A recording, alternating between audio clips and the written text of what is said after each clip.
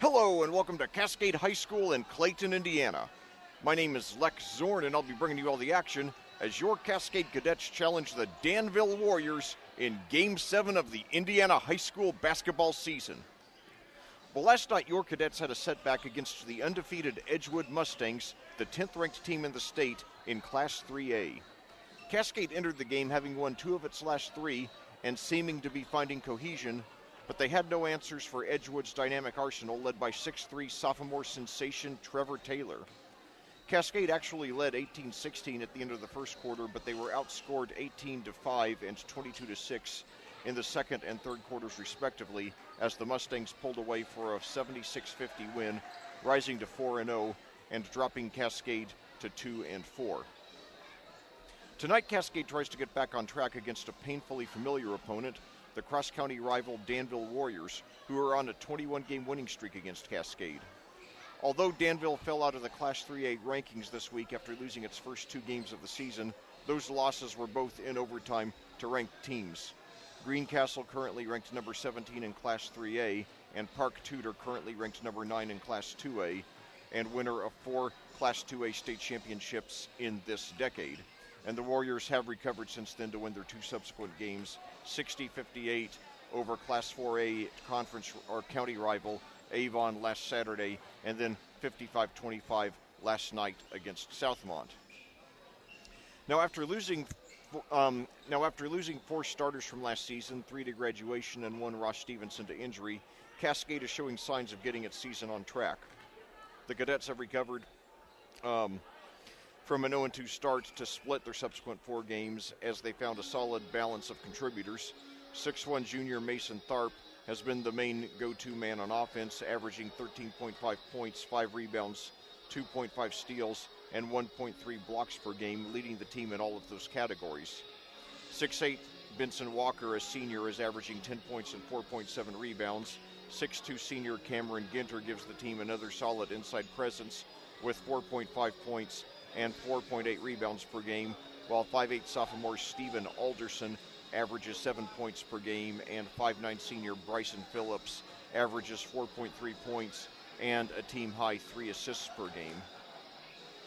Meanwhile, Danville lost star center Alec Burton to graduation, and though he could have played college basketball at a high level, he chose football instead, and he's now a wide receiver for Ohio University. But the Warriors returned 3 starters from last year's regional championship team, all of whom are averaging double figures. 6'6" junior Dylan Ware is the team's best all-around player, averaging 12.7 points and team highs of 9.3 rebounds and 2.3 blocks per game. In addition, 6'5" junior Sam Comer leads the team in scoring with 16 points per game and in steals with 2 per game.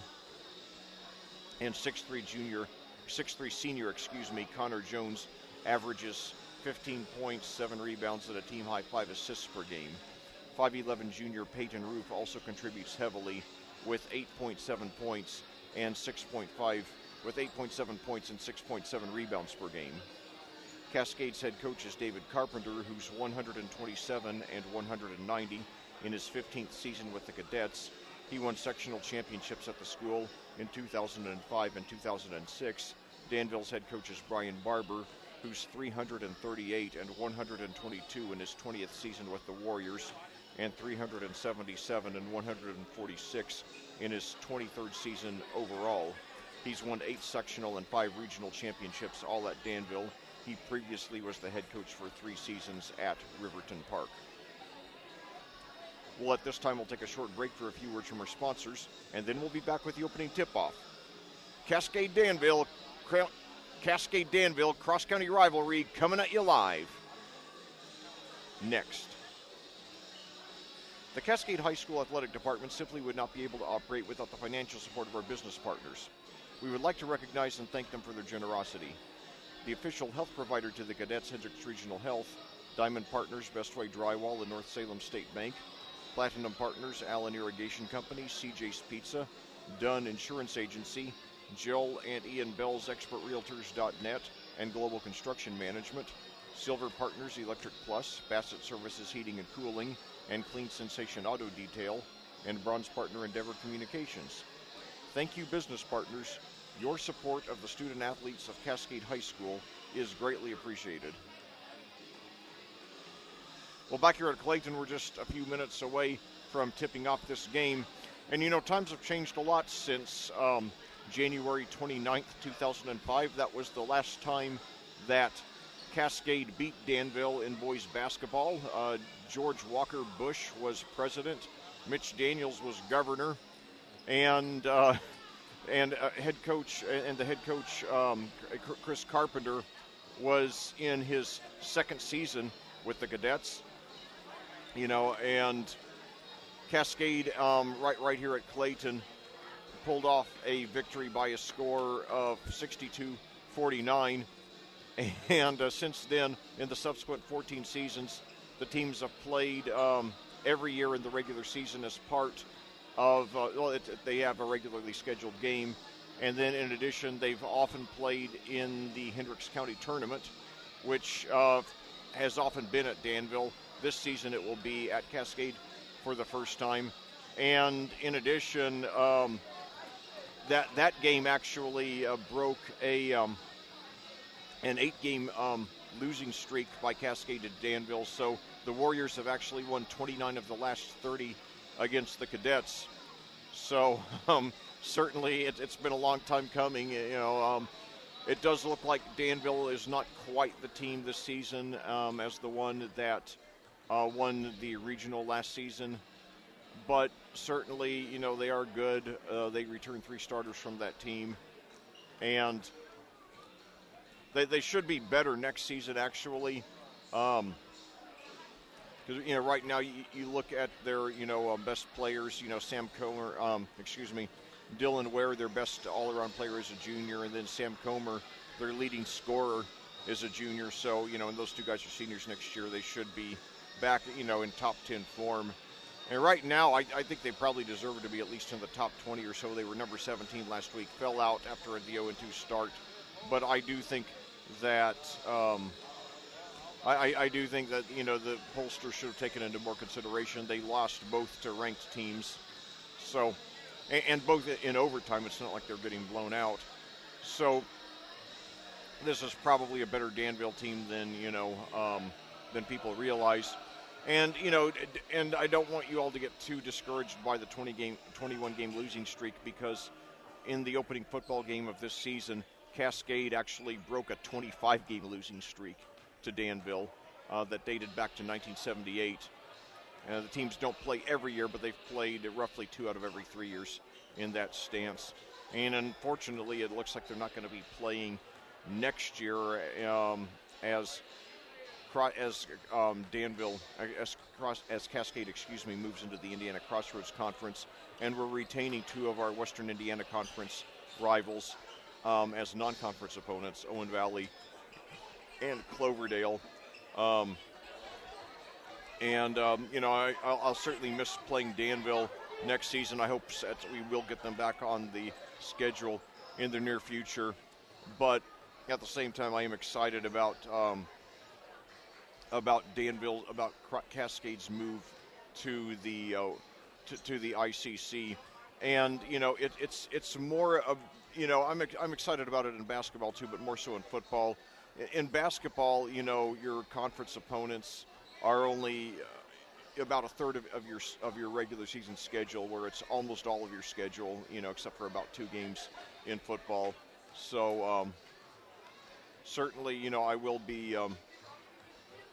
I'm excited about covering a lot of these schools for the first time, and ironically, the team who we eliminated in the first round of the sectional this year, Park Tudor, is the team who we're replacing in the ICC. Park Tudor is leaving, and I think that's for the best. I really, this next season is going to be a reclassification season. We reclassify every 2 years, and I hope for the sake of Park Tudor they get dropped to Class 1A, because that game that we played against them, it should not have been played. And the thing I'm thankful is that nobody got seriously hurt in the game.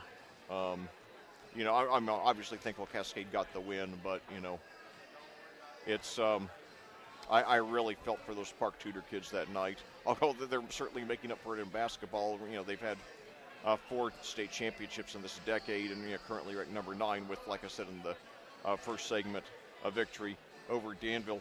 But last night I was pleasantly surprised. I didn't think there was going to be. I went to John Harrell's Indiana high school football site, and I figured there would be nothing up for next season yet because heck, they just finished the state championship games 2 weeks ago tonight.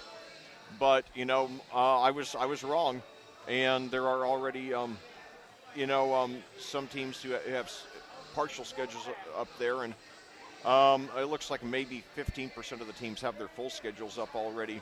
So let's take a look at what is up there for Cascade. They don't have their full schedule up yet, but it's always exciting to look at what is up there.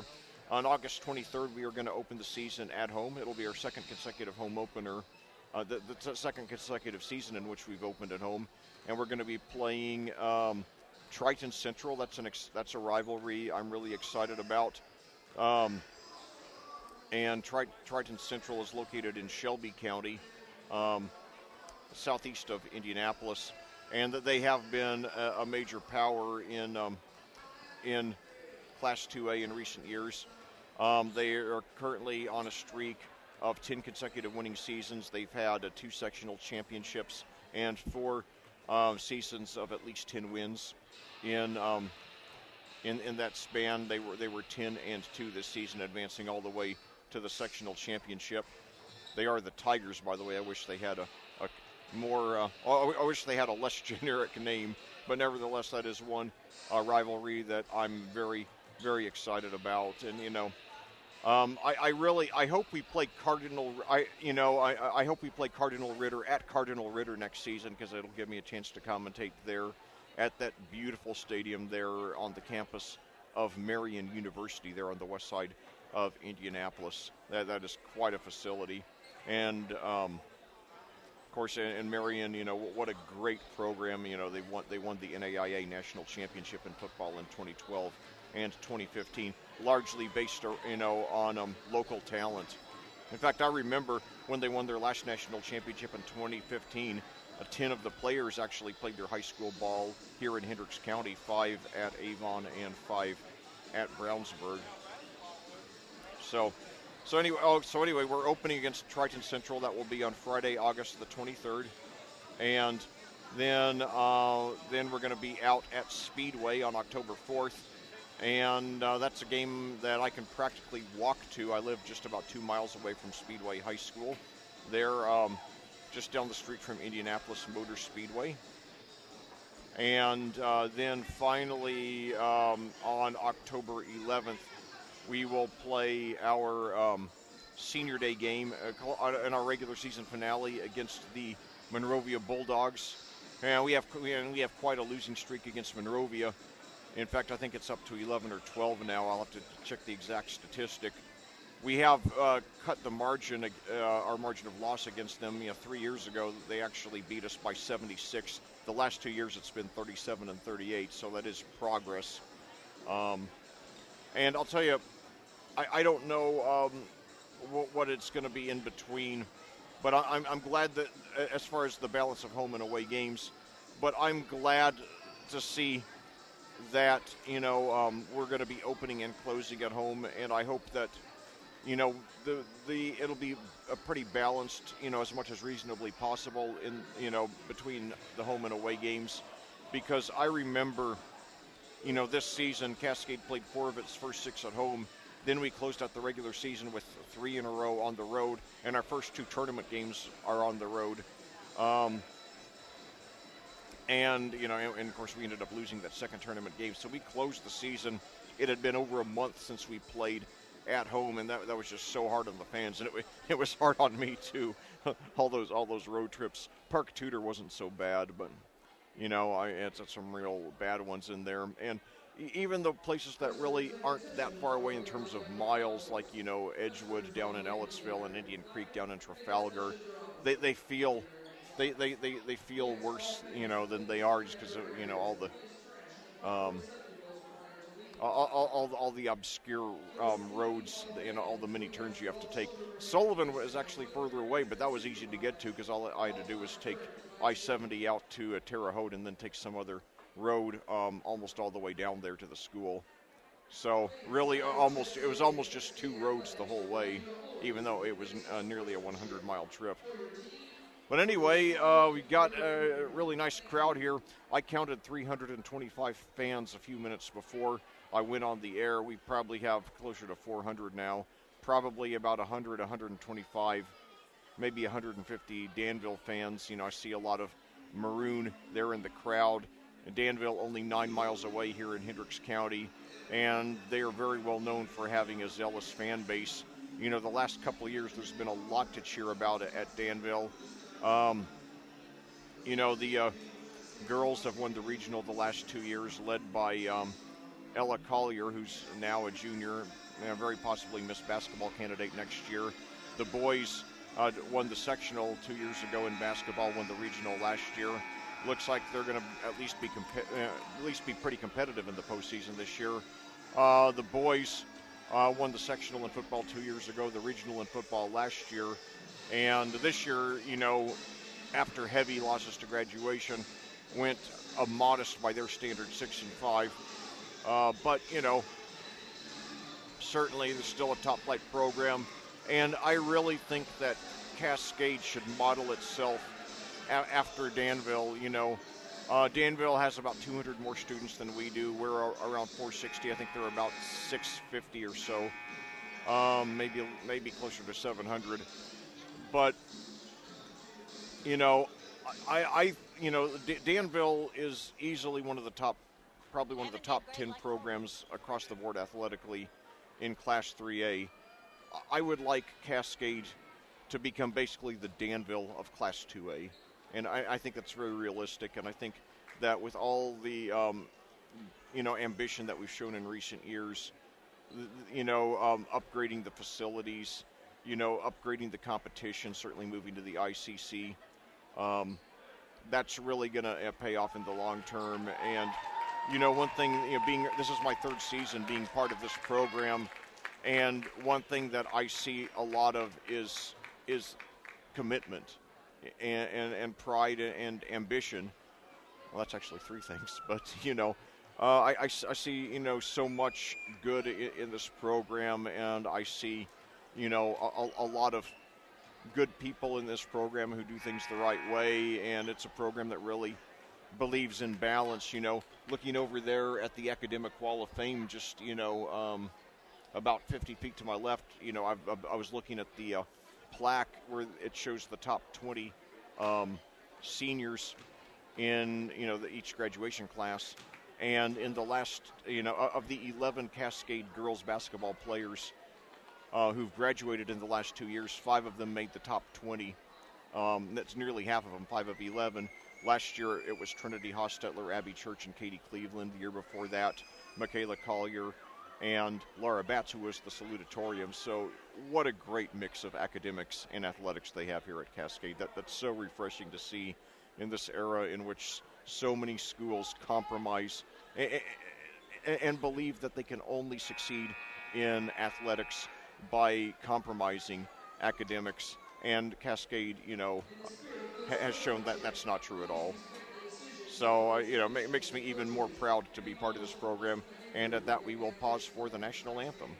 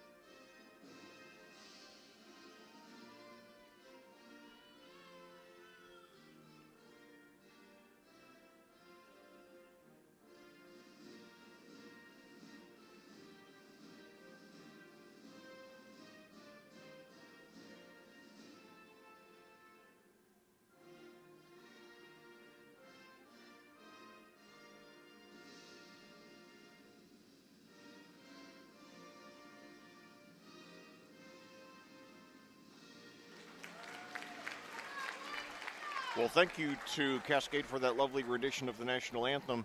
And I'll tell you, looking back, they only have three football games on the schedule right now. Like I said, Triton Central in week 1. That game will be here, and then at Speedway week 8, and then we host Monrovia on Senior Day in week 9. So I just, like I said, I hope that we never have more than 2 home or 2 road games in a row during the season. I just think it's so important to, balance it, especially since high school teams typically, play the same teams and reverse, the site from year to year. And, I think it's so much easier to keep the fans interested and aware of what's going on if, we never go more than a couple of weeks at a time, like no more than 2 weeks in a row away from home. Now, the tournament, you're at the mercy of the draw, but for the regular season, for what you can control, I think you should, try to do it, as balanced as you can. So, and I hated that, we ended with 5 consecutive road games last season. Of course, it made it even worse that 4 of them were losses, although, all of the losses, the regular season losses were to higher division teams. And and they were also, again, we were dressing, I think, 35 to 40 players, and the teams we were losing to were dressing 60, 65 players. And of course, obviously, the teams with much bigger enrollments in Class 3A and 4A. So I really hope that we get to coach Steve Spink's goal of having a 60-man team. It's very ambitious. That means we'd have to get roughly a fourth of the kids in the school to play football, and it's a stretch, but it's not impossible. And even if we can get it up to even, like, say 48 or so, that would really help a lot. So now Cascade controls the tip. It does help when you have a 6'8" center, and not even Danville has that. So now Alderson with the ball over to Phillips. Now out to Tharp, our leading scorer, one of 2 double-figure scorers on the team. Cascade has lost 21 in a row to Danville, trying to break that streak tonight. And now Walker with the ball, posts up, and he travels. Well, you hate to have an unforced error on your first possession. We got to stay focused. Last night we were actually leading Edgewood, and that would have been an even bigger upset, than beating Danville. Edgewood is really good this year, and I think they're going to be a contender for the Class 3A state championship. But beating Danville certainly would be sweet. So now a jumper just inside the free throw line is good there by Luke Wooten after a few bounces. It's a 2-0 Danville lead. And now a sloppy pass. Now down court, and an easy lay in there by Ware. We better be careful. A couple more plays like that, we could fall in here in the first quarter.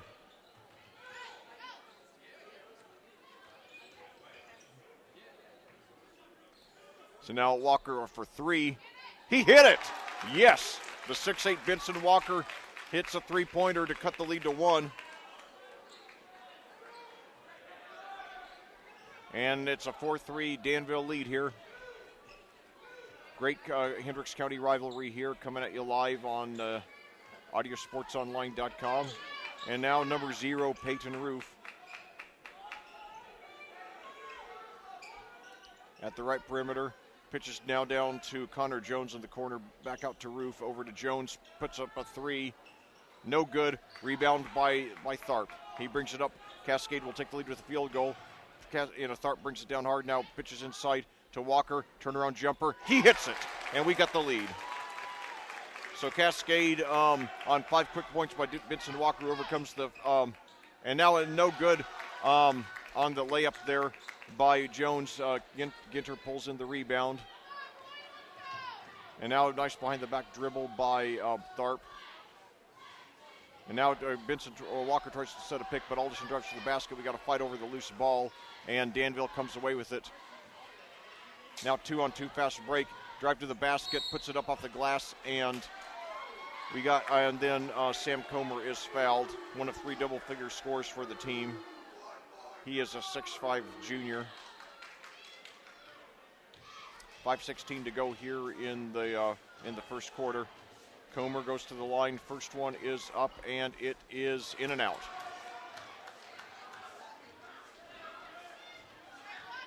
Both of these teams played last night. And Comer hits the second one. Already three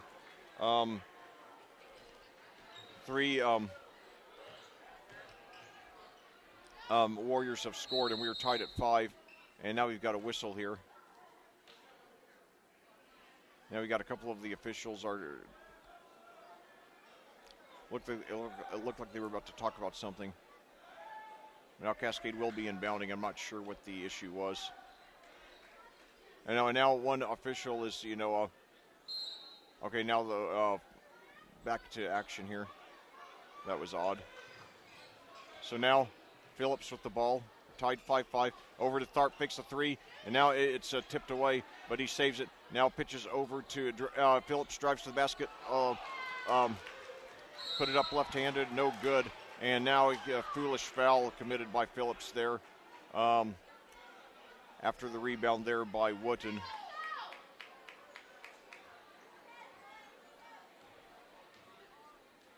Two fouls against Danville. That was the first on Phillips. No fouls yet. 2 fouls on Cascade, one against Phillips. No fouls yet against Danville. So now inside, now it turned around and Jones puts it up, draws the foul, nearly had a chance for a 3-point play. The ball rolled around the rim and fell to the floor, no good. Foul goes on Walker. That's already a second. That is a bad sign. Jones hits the first, the 4th Warrior to score already here in the first 4:24 of the game. And Danville gets the lead back, and that is a very bad sign. Vincent Walker already sits down. We were, winning this game probably was a 1 in 10, 1 in 20 chance coming in. But, when you already have our 6'8" center not even halfway through the first quarter on the bench with 2 fouls, that is not a good sign. So now the other end, Tharp lays it in. So we are tied. That's the first point coming from someone other than Walker for us. And now a 3-pointer there by Jones. He hits it. He has a game-high tying and team-high 5, and it's a 10-7 Danville lead.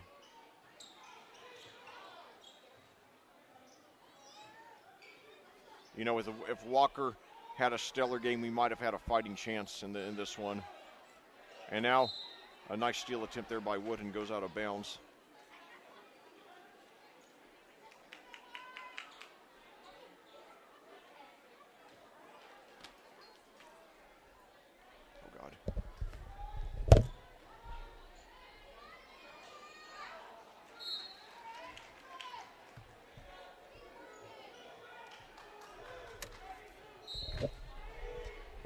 Okay, some kid just knocked the cord out for the internet connection. I hope that did not interrupt the broadcast. I apologize if it did. Hopefully we're back on the air now.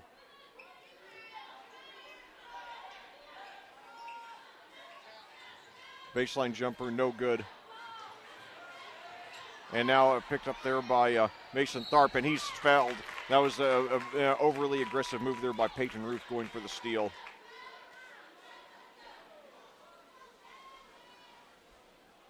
So 3:26 to go here in the first quarter.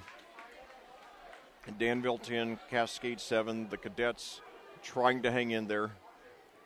I know when you've lost 21 in a row to an opponent, certainly, they're likely to have, a big psychological edge.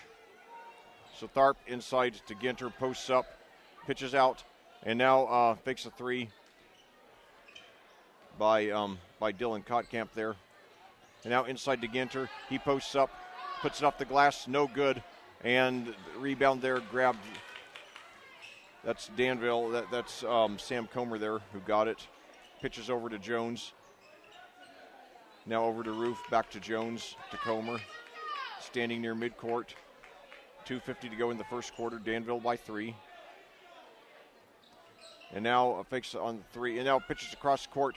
Baseline jumper about 15 feet. Nails it there. That was Wooten. And it's a 12-7 lead for Danville. And now Cascade takes its first time out with 2:30 to go here in the first quarter, trailing by 5.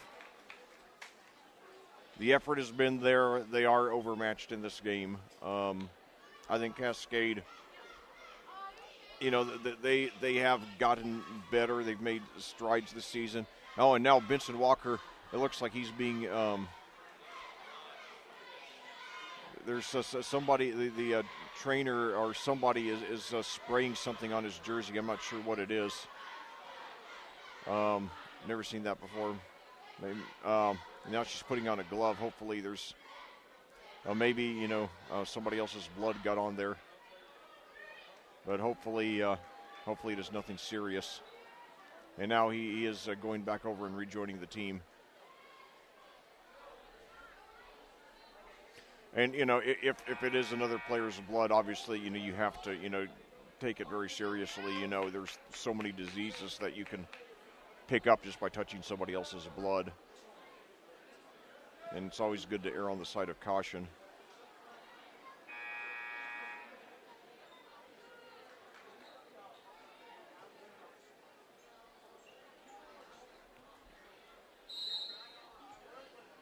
By the way, the Danville won the JV game 61-30, so it's obviously Danville they're definitely an outstanding program, and like I said, I think Cascade. And now inside to Ginter, pitches back out to Tharp, fakes a 3, drives in, puts it up off the glass, no good. Rebound there by Comer.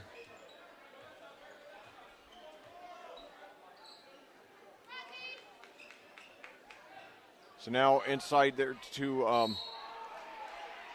Dylan Ware, and he hits it, and he has a shot at the three-point play.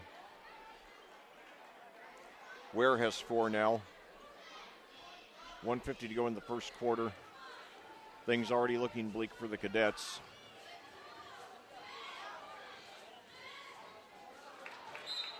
No, actually, I'm sorry, the field goal was not good. I'm sorry, so he's going to the line for 2. He missed the first. I apologize for that.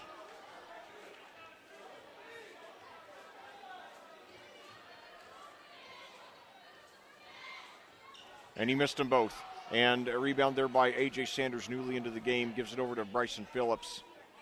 So Cascade got a break there. By the way, the foul was on Mason Tharp, his first. So now Sanders drives the baseline. It pitches out to Phillips for 3. No good. Rebound there by Jones. I'm sorry, by Roof. He brings it down. And now Roof gives it up to Wooten. Now out to Comer for 3. No good. Rebound, and it's and it will be Cascade ball. Danville committed a foul on the rebound.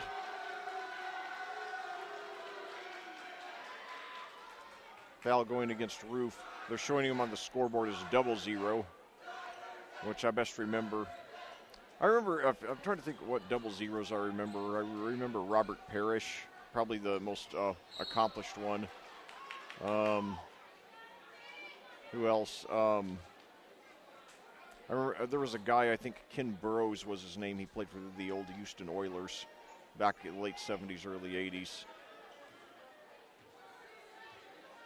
Oh, Benoit Benjamin, who was known as an underachiever, but he had a decent NBA career in the mid to late 80s and through the 90s.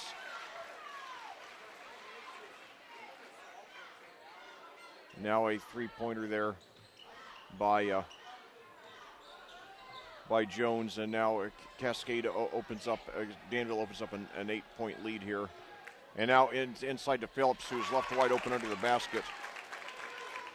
His first points, and it's a 16-9, or 15-9, excuse me, Danville lead with 24 seconds to go in the quarter. And now a mishandle on a pass, but the Warriors control it. It is Colin McMahon, a senior, and now he gives it over to Wooten. Over to McMahon, back to Wooten. 10 seconds to go. Now over to Comer. Inside to Jones, and he finds Ware to the basket, who lays it in. 1 second to go, and now a desperation shot by Kotkamp is no good at the buzzer. So after 1 quarter of play here at Clayton, about what I think most of us expected, Danville apparently is going to make it 22 in a row over Cascade. Your score, Danville 17, Cascade 9. We'll be back after these words from our sponsors on audiosportsonline.com.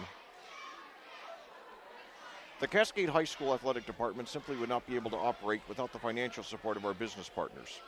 We would like to recognize and thank them for their generosity.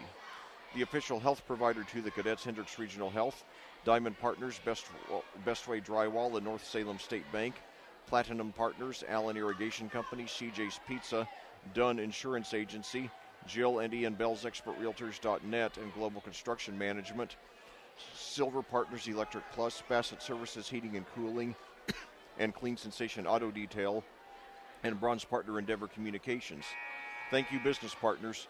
Your support of the student athletes of Cascade High School is greatly appreciated. Well, back here at Clayton, we're about to start the second quarter with your Cascade Cadets trailing the cross-county rival Danville Warriors by a score of 17-9. It's a game in which Cascade played hard, hung, about even in the score for about the first 4 or 5 minutes of the game before Danville started to pull away. Cascade, trying to, stay afloat here in the second quarter. And now we've got a turnover. The ball, apparently somebody stepped on the line. I cannot quite tell from the vantage point here in this corner. Danville, in typical Danville fashion, is not. And now Bryson Phillips gets open and he banks it in. So Phillips with 2 quick field goals now, and Cascade hanging in there, trailing by 6. 7:28 to go and counting here in the first quarter. Connor Jones for 3, no good. And now he got a foul there on the rebound. Let's see what the call is.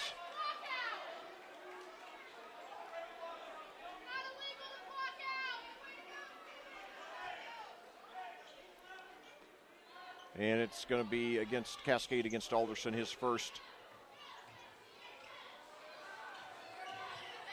And now three-pointer there by McMahon is good. He becomes the 5th Warrior to score.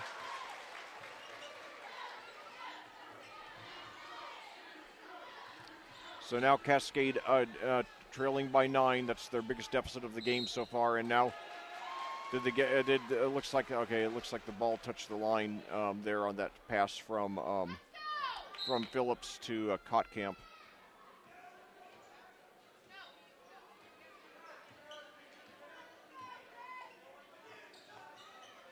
And now wide open 3 there, no good by Wooten. And now fight over the rebound, Sanders. I'll tell you that was Sanders wrestling, the 5'10 Sanders was wrestling with the 6'5 Comer. I give AJ a lot of credit for his toughness. But it was jump ball possession, arrow favors Cascade.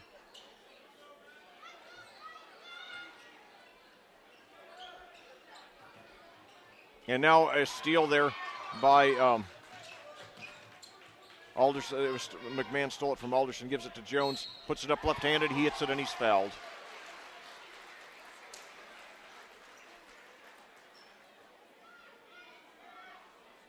So now Danville doubling up on Cascade 22-11.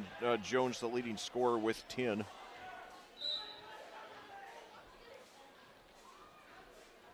And it was the JV game was just about an exact double up as well. It was a 61-30 win for Danville. Jones no good on the free throw. And we got a foul there. It looks like it was a push-off on the rebound. And that one goes against McMahon. That's his first, team third. 6 fouls against Cascade by comparison.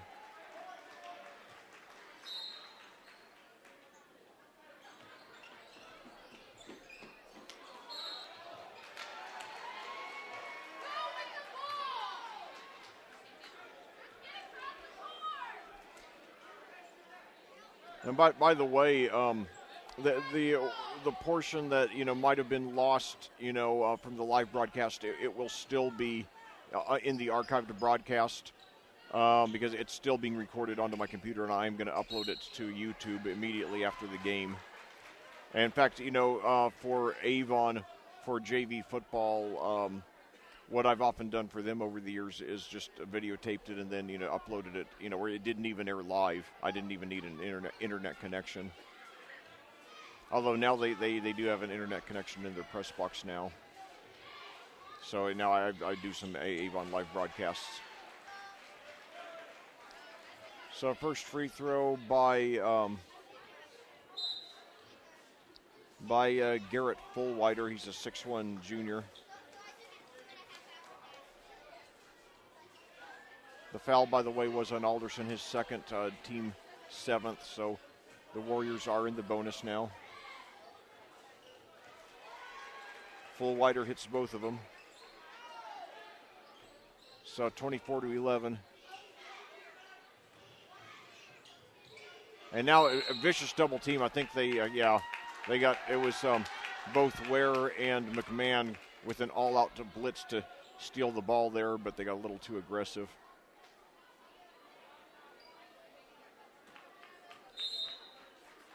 And now Cascade takes a timeout. And the demeanor that I detected from Coach Du Bois was one of resignation. It's like he's thinking, here we go again. And, this is just such a stellar Danville program. And,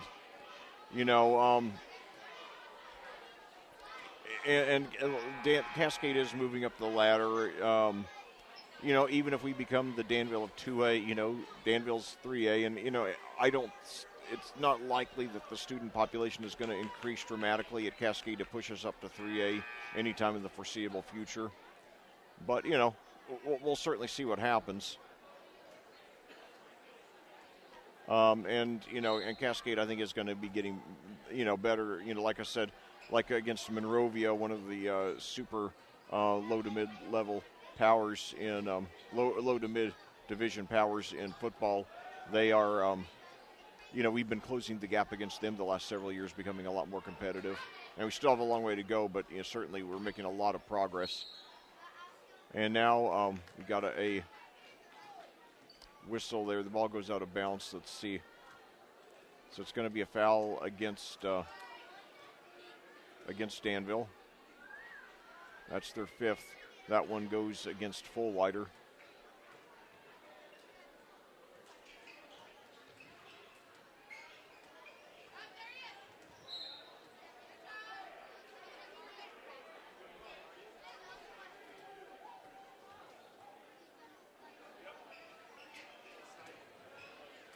So now inside they got temporarily Du Bois was open, but then there's I think it was Jones who got the block, and now a steal by Cascade.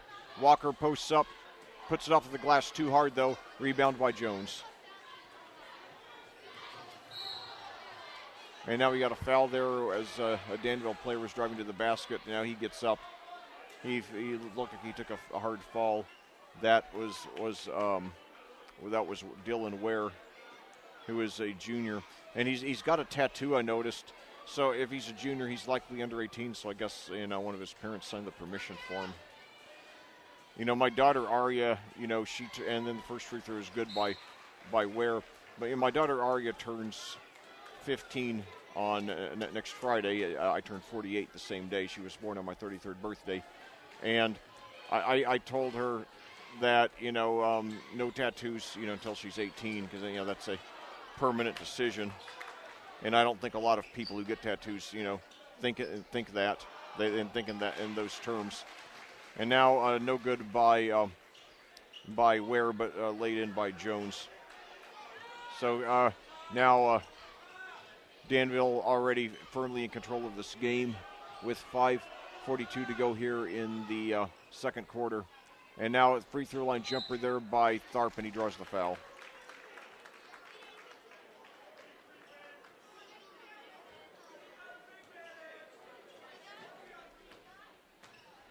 Well, darn it.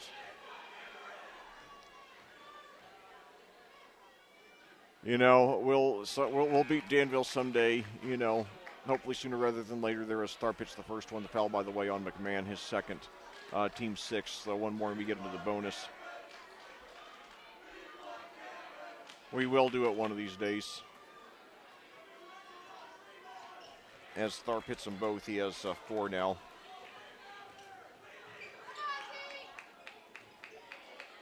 So, you know, we just have to keep on, you know, learn from this, you know. And, you know, obviously, you know, we still got about 2/3 of the game left to go. And we can still, you know, do a lot of positive things in this game. But, you know, we are moving up the ladder. Just, you know, and I knew last week when we got that win over Brown County, I said then on the air, we better beat Brown County because, you know, we have 2 probable losses coming up this week with Edgewood and Danville coming to town. So Jones, no good. Jones no good on the free throw. Kottkamp brings it up. Now Tharp into the lane, and he's fouled. And now that puts us in the bonus. The foul goes against Comer. That's his first, team 7th.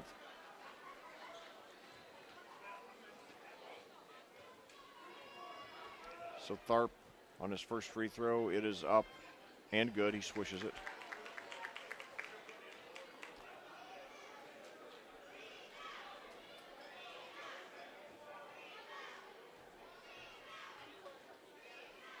And second one is also good. He swished them both. Tharp with a team high 6. 27-15 your score now. 4-0 Cascade run. All the points on Mason Tharp free throws.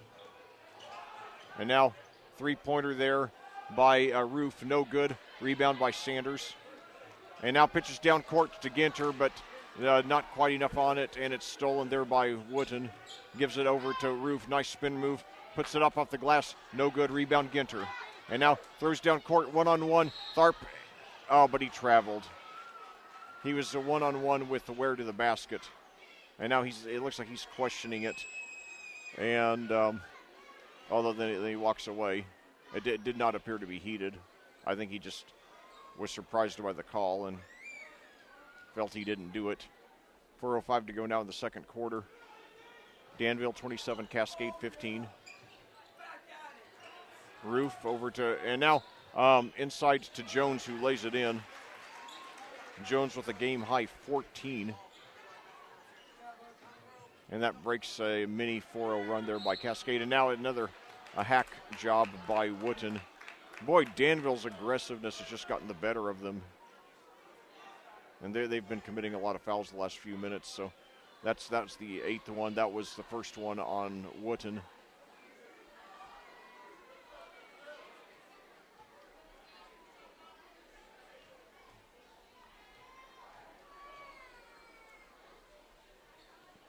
And it's good. So Tharp now 5 free throws in a row here in the quarter.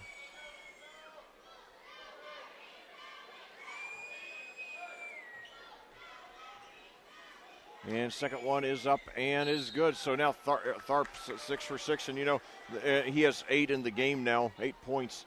And, you know, I've been saying, you know, all along like a broken record, you know, for both the boys and the girls. More so the girls, but the boys to some extent also. We've got to hit our free throws. So at least we're doing that now. That is one thing that, you know, and now there's a foul against, it's showing 30, so I guess, okay, 33 against Ginter. So now Danville in the double bonus. Jones going to the line. His first one is good. He has a game high 15.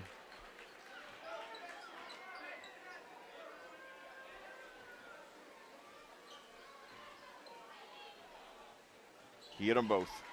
16 for Connor Jones here in the first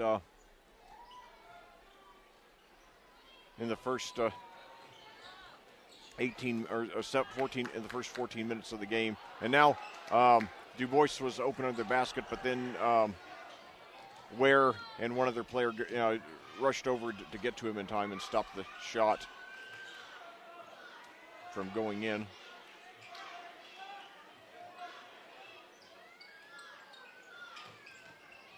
So now Wooten with the ball over to Jones. Now coming off a pick by Roof. Now passes over to Roof and gives it to Ware. And now down on the baseline to Taylor Highland, Three-pointer now no good by Roof. And Wooten, a nice job, pitching it over to Jones. And now Ware almost lays it in, but he is fouled there by Ginter. So Ware will be going to the line for two.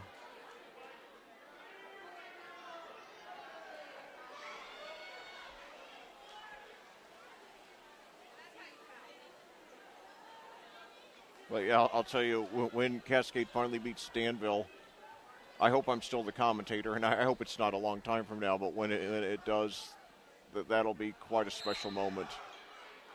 Like it was, when we got that big football win there, as Ware misses the first. Now a couple of substitutions for Cascade, Ginter and Du Bois sitting down, and we got Gavin Hetler, the 6'5" backup junior center, as well as Stephen Alderson now. I believe those were the two who just came in as the replacements for Cascade.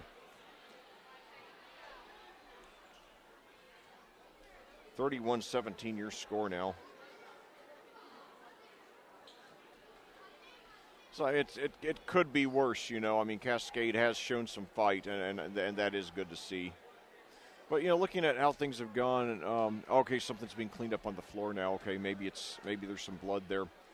But anyway, look at last year when these two teams played. These two teams played twice last season. One of them I commentated very painfully at Danville. We lost 89-46. Then they got us in the tournament, in the county tournament, also at Danville, by a similar margin, 42-51. So they beat us last year by 43 and 41.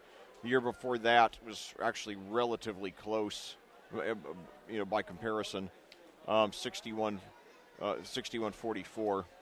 That was when we had that very good team with Dalton Du Bois as a junior, and Evan Birch and Alec Alderson as seniors.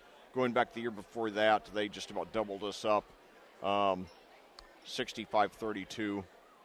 And the year before that, the 2014-2015 season, not quite as bad, but certainly a big margin, 63-35. Year before that, the 2013-2014 season, they beat us a not so terrible 65-46 in our regularly scheduled matchup, but then they got us a lot worse, 74-40 in the tournament. The 2012-2013 season, they beat us. We were pretty competitive against them that season. They beat us 67-58 in the regularly scheduled game, and then 67-46 in the tournament. So there's not even a single-digit margin of loss. It's been a pretty thorough domination over the years. So, when it's under 20 points, and I'm saying it doesn't seem like it was so bad. It's a one-sided rivalry. So now the free throw is good there by Comer, his second point of the game. 32-17, Cascade trying to stay within relative striking distance. Phillips with the ball. Over to Alderson. To Kotkamp now. Kotkamp has it there. Pitches over, and now fakes on the three. Pitches back over to Kotkamp. Now to Hetler behind the three-point line, over to Phillips. Cascade taking its time, trying to find something. And now fakes the three by Phillips. Drives to the baseline, puts it up. No good. Air ball, rebound by Jones. And now a baseline jumper, no good. Rebound by Hetler. And now a sloppy pass stolen, and it's put up by Comer. No good. Comer, however, puts it back up and in. His first field goal, he has 4 on the game now. And they're doubling us up again, 34-17. So now Sanders with the ball over to Alderson at the top of the key. Alderson dribbles, pitches over to Sanders. Over to Phillips, fakes a three, then goes inside, pitches out to Sanders, now over to Kotkamp. Over to Phillips again. And now over to to Alderson, back to Phillips, now over to Hetler, back to Alderson inside, and now he was fouled there as Alderson pitched into Kottkamp. So Dylan Kottkamp, starting quarterback of the football team, also a very accomplished member of the baseball team, will go to the free throw line. That's the ninth. That was the second foul on Wooten, ninth on the team. No good on the free throw, so one more and we do get into the double bonus. 1:14 to go here in the second quarter here at Clayton. And now a wide open three, and that's good there by Comer. So he's heating up now. He has 7. I think that was an NBA three. He was very close to it.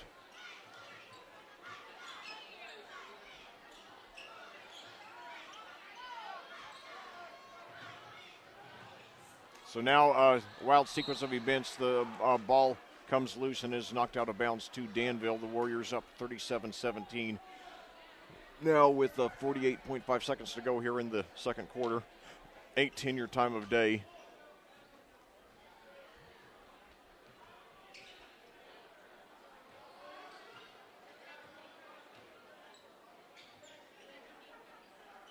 So Jones with the ball. Inside to Comer, turnaround shot is, and he draws the foul. So Sam Comer really starting to, becoming the go-to guy on offense for Danville here in the last few minutes. 31.7 seconds to go here in the, and the first one is good. 31.7 seconds to go in the second quarter. And now a Roof comes out and McMahon comes in for Danville. Second free throw by Comer. It is up and it is good. He has 9 now. Jones leads the way with 16.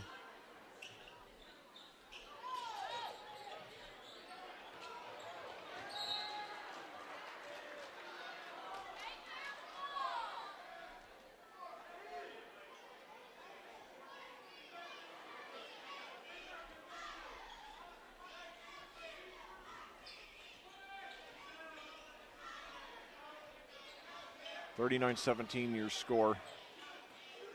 And now 11 seconds to go in the quarter. Jones with the ball, guarded by Sanders, coming off a pick there by Comer. Pitches out, three-pointer from the corner by Wooten, no good. And rebound by Sanders, and we got a collision there. So let's see what the call is. There's only a 1/10 of a second left in the quarter.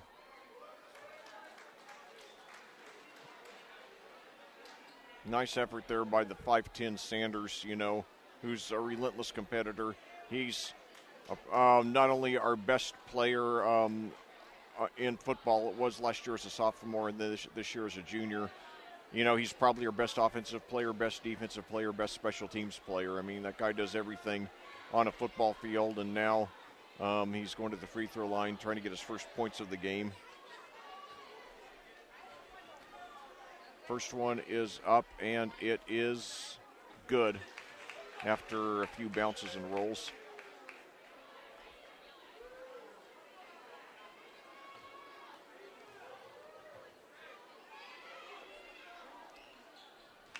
He hit them both. So now, and that's it. So after one half of play here in Clayton, it's business as usual with Danville roughly doubling up on your Cascade Cadets by a score of 39-19, apparently on their way to their 22nd consecutive victory over us. We'll be back with the first half recap after these words from our sponsors on audiosportsonline.com. The Cascade High School Athletic Department simply would not be able to operate without the financial support of our business partners. We would like to recognize and thank them for their generosity. The official health provider to the Cadets, Hendricks Regional Health, Diamond Partners, Bestway Drywall, the North Salem State Bank, Platinum Partners, Allen Irrigation Company, CJ's Pizza, Dunn Insurance Agency, Jill and Ian Bell's Expert Realtors.net and Global Construction Management, Silver Partners Electric Plus, Bassett Services Heating and Cooling, and Clean Sensation Auto Detail, and Bruns Partner Endeavor Communications. Thank you, business partners. Your support of the student athletes of Cascade High School is greatly appreciated. Well, back here at Clayton, where it's about what we've come to expect from these games against our fierce cross-county rival Danville Warriors. They are scoring about twice as many points as we are. They beat us in the JV game earlier tonight, 61-30, scoring one more than twice as many points as we did. And now at halftime in the varsity game, they're also scoring one more than twice as many points as we are. They lead 39-19. It's a game in which the two teams were about even on the scoreboard for about 5 minutes before Danville started to pull away a little at a time. It's not much of an execution problem. I give Cascade a solid B for their execution tonight. They've just been simply overmatched, and it hurt even more that our 6'8 center, Benson Walker, who had he stayed in the whole game and used his height advantage, might have been able to keep us in the game. He got 2 fouls in the first quarter and has been, really out of the game a lot. He has a mere 5 points. Speaking of which, let's look at the individual scoring totals. Mason Tharp leads the way for Cascade with 8, followed by Benson Walker with 5, Bryson Phillips with 4, and A.J. Sanders with 2. Meanwhile, for the Danville Warriors, Sam Comer leads the way with 16 points. Let me start over again. Connor Jones leads the way with 16 points, followed by Sam Comer with 9, Dylan Ware with 5, Luke Wooten with 4, Colin McMahon with 3, and Garrett Fullwider with 2. So, this is a game in which obviously it's not likely we're going to come back and win. It's not even likely we're going to come back and be even moderately competitive, but I just want us to play to the best of our ability the rest of the game, protect the ball. Our ball movement has actually been fairly good. We've had a few lapses, and I think we cut down on them a lot in the second quarter. But I just want us to, have an A game as far as our ball handling in the second half. I'd like us to find some more, weapons on offense, find some more things that work, and just do our best. And, I do like the way that A.J. Sanders has been getting in there among these big guys. I mean, you look at Danville's size. Dylan Ware is 6'6", Sam Comer 6'5", Connor Jones 6'3", and when we have our 6'8 Benson Walker out of the game as he was for much of the first half, it really goes way down from there. Gavin Hetler played a few backup minutes at 6'5". He's a project. I am hoping that he'll emerge as, a solid inside force as a senior next season, as Walker has done moderately well this season. But other than that, Ginter is 6'2", and then everybody else who we've played in this game is 6'1" or under. And, we have, you look at our guards who've played in this game: Alderson 5'8", Phillips 5'9", Kottkamp 5'9". So, it's tough. I mean, we are at a serious size and talent disadvantage, and so it's just another example that, we just got to keep on building the program. I mean, and I got to and hope that we have the good fortune of getting some more, tall players, who come through the Mill Creek system here. And speaking of which, we've got, for the second night in a row, our halftime entertainment is a Little League game. I didn't catch who it's between. Maybe it's like, boys from the two Mill Creek teams. We have four schools here in the Mill Creek system: Cascade High School, Cascade Middle School, and then Mill Creek East and Mill Creek West elementary schools. So maybe they're just having the Mill Creek teams against each other. Of course, then they will be united as teammates once they get to middle school. or the Mill, if this is in fact the Mill Creek Elementary schools going against each other, they'll be united when they get to Cascade Middle School. So, anyway, we are a much smaller school, but we have to aim high, and we do aim high. So, we just have to keep on building up the program, to the point that we're beating the Danvilles of the world someday, and hopefully soon.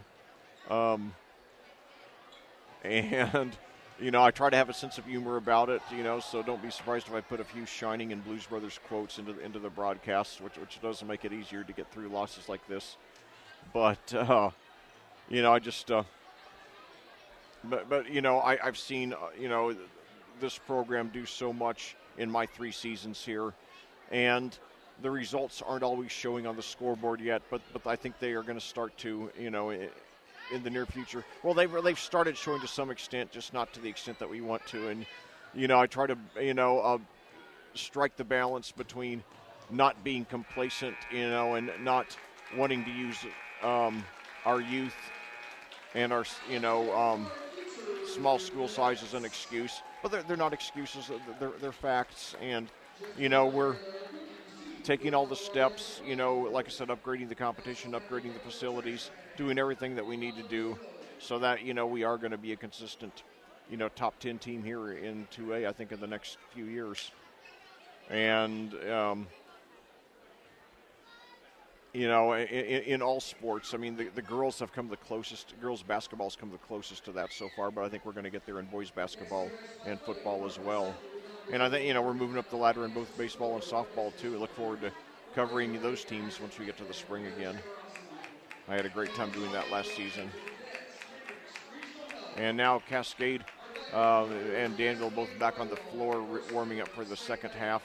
And, because the scoreboard, the score, I don't know what the score was in that, Little League game that we just saw. And so... because they kept the scoreboard to, the score of this game. But, it is, when we finally do beat Danville, it will be sweet, just like it was in football this year.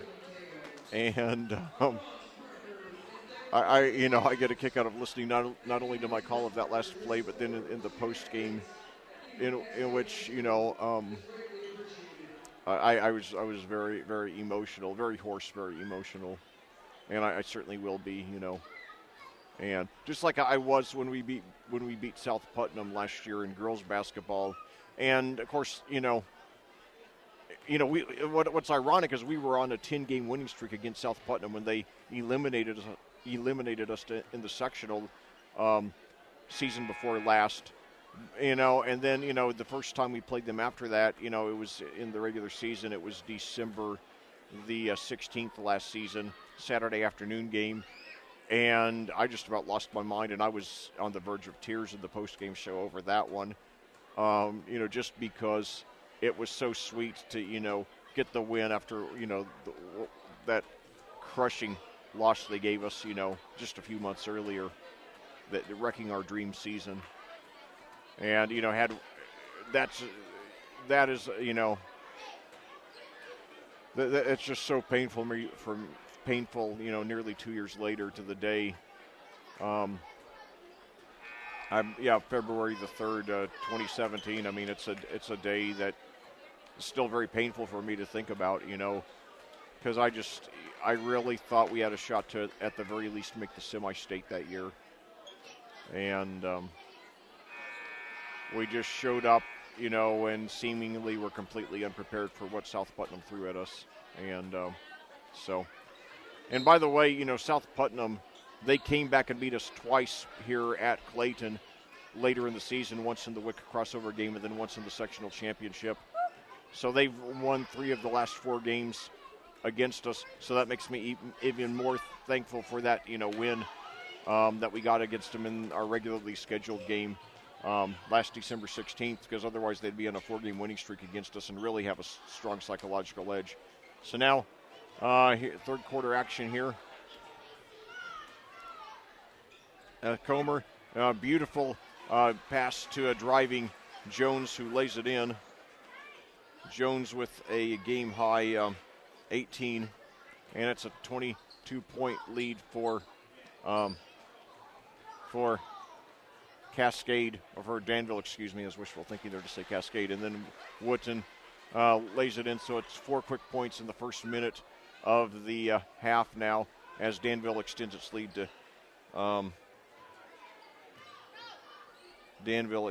extends its lead to 23. And I just got a text that said Red Rum, by the way. And now Tharp for 3. He hits it, swish. Tharp with the team high 11. He becomes our first double-figure scorer.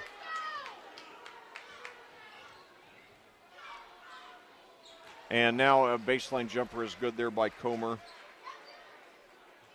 He has 11. 6-3 edge for Danville appropriately. They're doubling up on us in the half too. And now pass to Walker. He tips out of bounds to Danville. 45-22 your score.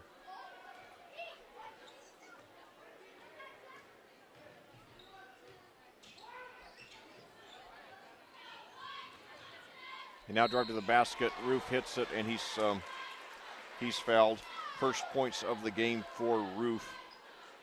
He has a chance for a three-point play now. Foul goes against Tharp. That's his third, team first of the half. So Roof now at the line. It is good.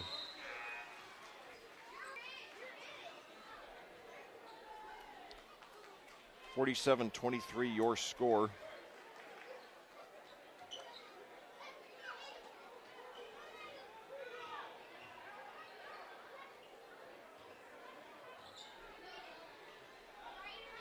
Well,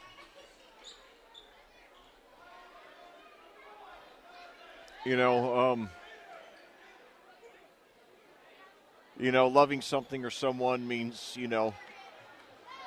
staying with them through thick and thin. And, this is, it's not easy to go through losses like this, but, when we finally get that win, and I remember back, remember games like this, it'll make the win even sweeter. So now Tharp drives, and it's knocked away from him as he's going for the layup. I do laud Danville for playing hard on defense, even though they have at times gotten overzealous. So now Tharp going to the free throw line. He's been our best player tonight, 11 points. First free throw is up and good. So Mason continues his prowess from the line. He was 6 for 6 on field goals there in the second quarter. 8:27 your time of day now.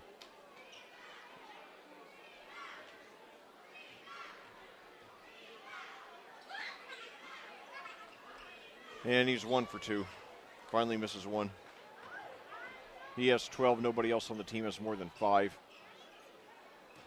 Now inside to Jones. Nice block there by Ginter. Jones gets his own rebound, and he travels, though.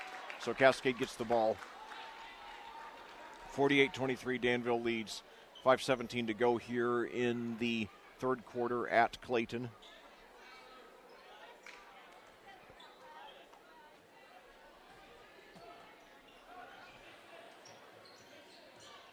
And now inside, they tried to hit a wide open Ginter, but the pass was off. And now at the other end of the court, Wooten, short jump shot. He hits it.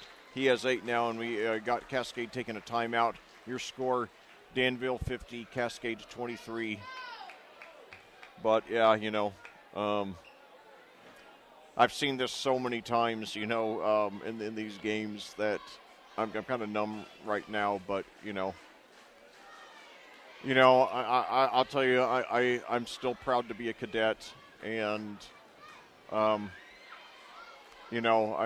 look forward to better times ahead.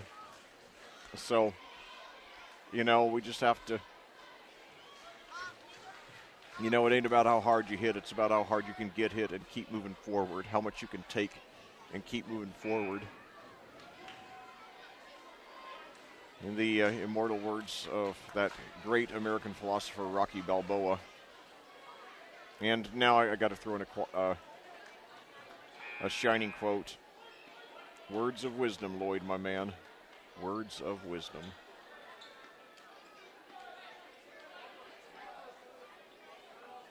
I remember one time I was commentating, back when I was commentating for Decatur Central when they were part of the Audio Sports Online family, and I was commentating them in baseball, and they were playing Martinsville, and Martinsville had a player named Lloyd Stewart, and when he was at bat, between every pitch for a few minutes, I talked about Lloyd, the bartender from The Shining, and it's a funny thing.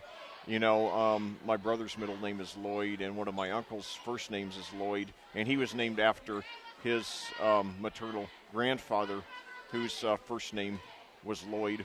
And he had, when I think about the name Lloyd, the first thing I think about is the bartender from The Shining, played by the great actor Joe Turkel, also known for his role as Terrell in Blade Runner. And then Jones hits a 3 right there.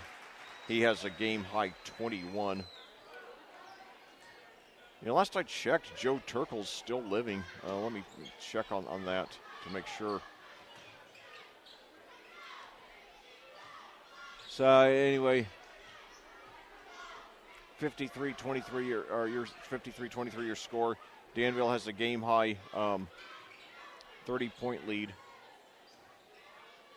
And now they get it to Alderson. Beautiful move. He's switched the ball from his left to right hand and laid it in. But the Cascade fails to get back on defense. However, they finally get back in time to stop the shot there.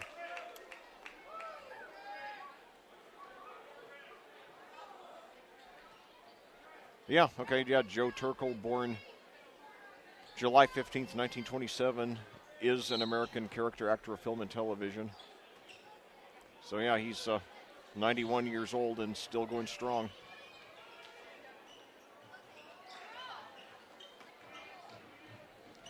And now a three-pointer from the corner is good there by Ginter. His first points of the game, the 5th cadet to score. 53-28 now.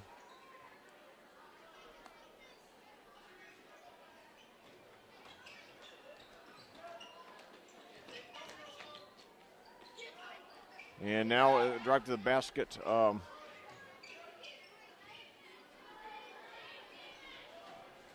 And now lay in there is good by Wooten.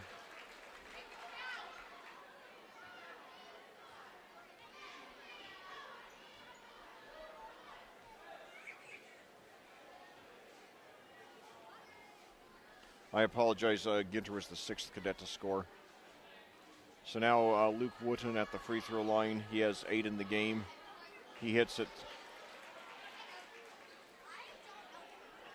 Well, he has 11 now. That was a 3-point play.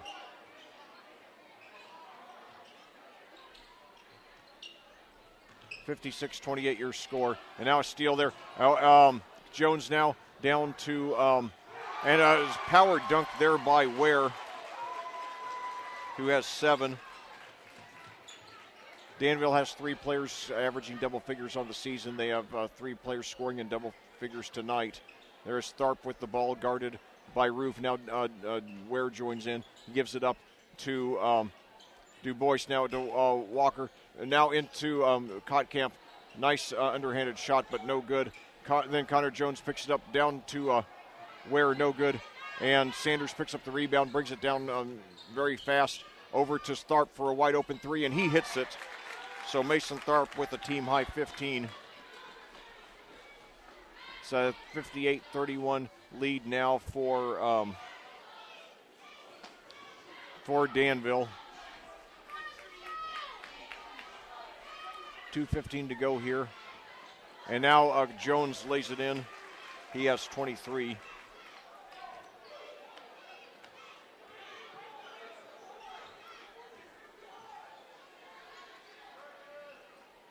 (60-31), almost the identical score to the JV game, which ended 61-30, also with Danville on top.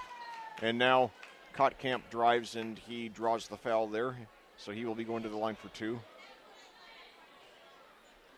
That goes on Jones, and that is only his first, so I guess not much chance of getting him in foul trouble. First one no good off the back of the rim, and I'll tell you, Kotkamp, then he clapped his hands together in agony for missing that one. So I admire his competitive fire. You know, one of my favorite examples of someone, you know, showing competitive fire is moving to auto racing. Marco Andretti, and there's a lane violation there, so that negates that free throw. But Marco Andretti, as a 19-year-old rookie, he led the Indianapolis 500 on the last lap, and then Sam Hornish Jr. Managed to surpass Andretti, and you know, on turn 4 and win the race. And in his post-race interview, Andretti, you know, rather than feeling good that at 19 he finished second, he said second place is nothing. So, you know, so just like, you know, I admired him for that. I admire Kotkamp for, you know, being that mad at himself over missing a free throw, even with his team, you know, well out of the game. 1:12 to go here in the third quarter. Your score, Danville 60, Cascade 31.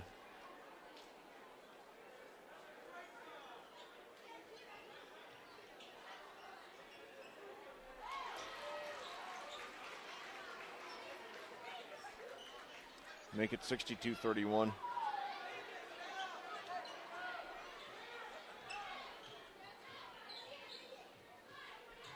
So now inside to Ginter, however, you know, he doesn't get a grip on it, and Wooten gets it. And now Wooten, jumper just inside the free throw line, in and out. And rebounded there by, and now he gives it back to Wooten, who lays it in. He has 13 now. 64-31 Cascade. Danville, excuse me. 27 seconds left. Sanders now with the ball. Pitches over to Kotkamp. He tries to get Ginter inside, but it's knocked out of bounds to Cascade with 18.5 seconds to go in the third quarter. Now inside to Ginter. Short baseline jumper, no good. And Sanders saves it, gives it out to Du Bois. And now 10 seconds to go in the quarter. Phillips has it near midcourt. Gives it over to Kotkamp. 4 seconds, they better hurry. Phillips, 2 seconds at the buzzer, no good. So, your Cascade Cadets, 8 minutes away from their 22nd consecutive loss to Danville. Your score, Danville 64, Cascade 31. We'll be back with the conclusion of the game after these words from our sponsors on audiosportsonline.com. The Cascade High School Athletic Department simply would not be able to operate without the financial support of our business partners. We would like to recognize and thank them for their generosity. The official health provider to the Cadets, Hendricks Regional Health. Diamond Partners, Bestway Drywall and North Salem State Bank. Platinum Partners, Allen Irrigation Company, CJ's Pizza, Dunn Insurance Agency, Jill and Ian Bell's ExpertRealtors.net, and Global Construction Management. Silver Partners Electric Plus, Bassett Services Heating and Cooling, and Clean Sensation Auto Detail, and Bronze Partner Endeavor Communications. Thank you, business partners. Your support of the student athletes of Cascade High School is greatly appreciated. Well, back here at Clayton, where your Cascade Cadets are faring about as well against Danville as they usually do. They trail the county rival Warriors by a score of 64-31. And also, you know, I give a lot of credit to Luke Wooten. He is a 5'9" sophomore for the Warriors. Coming into today, he was averaging only 2 points a game, and he has 13 tonight. So, you know, smashing his previous career high of 4. So certainly it looks like another star in the process of being born for the Warriors, the latest in a long line. And now Ginter, he pushed off against Jones, knocking him to the floor, and gets called for the foul here. And now the officials looks like trying to clean up a wet spot there. 7:41 to go in the game. Cascade trying to finish the game on a positive note.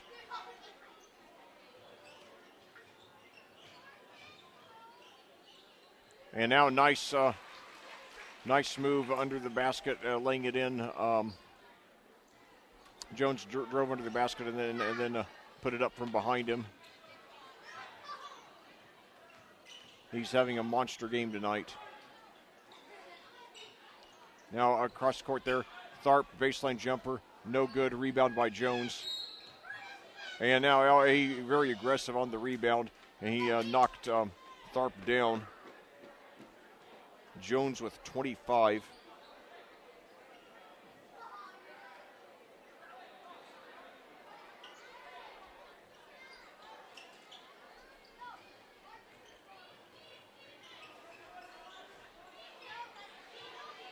(66-31) your score. And now to Wooden, they found him underneath the basket. He lays it in easily. He has 15, nearly quadrupling his previous career high of 4.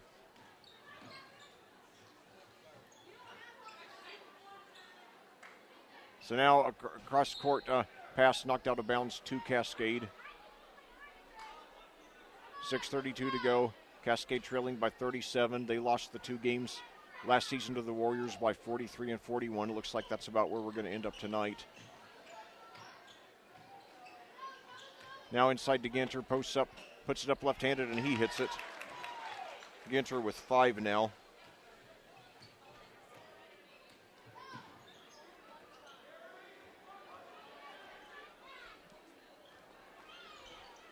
Ware brings it past midcourt. Now pitches cross court, wide open 3, no good. Rebound there by Tharp. Nice behind the back dribble. Gives it over to Du Bois, drives into the lane, pitches out to Phillips, drives, pitches out to Ginter for a baseline jumper, and he drains it. Swish. 68-35 now, so Ginter now with 7 points, including the last 4 by the Cadets. 8:41 your time of day.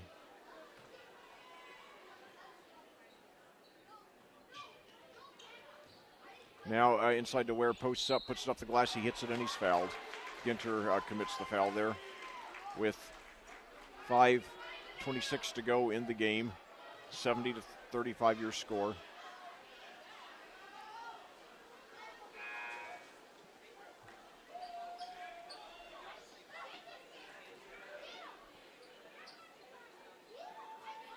Keep in mind, Danville, they returned 3 starters from the team that won the regional last season.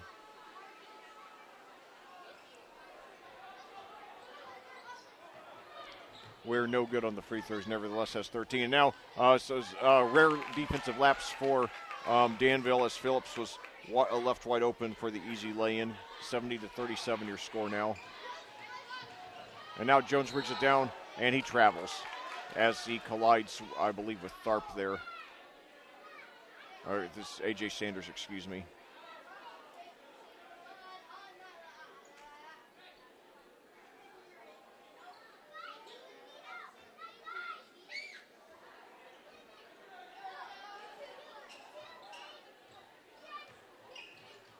And now steal there by Jones.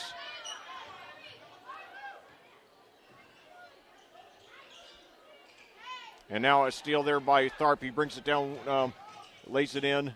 He's got it. Tharp with 17. Been our biggest bright spot tonight. 70-39 your score now. And now a collision there. There looks like they're going to get Jones there or Ware there for a charge. Jones, excuse me. That's his second. Team 4th. Only 9 total fouls in the second half.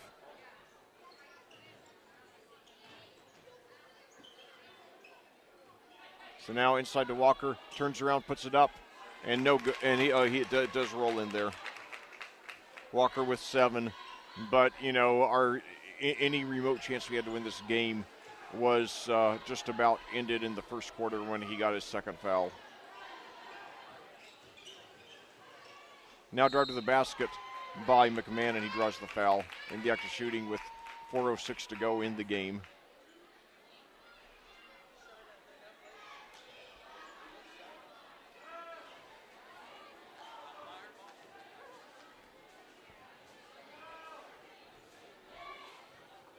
McMahon's first free throw is no good.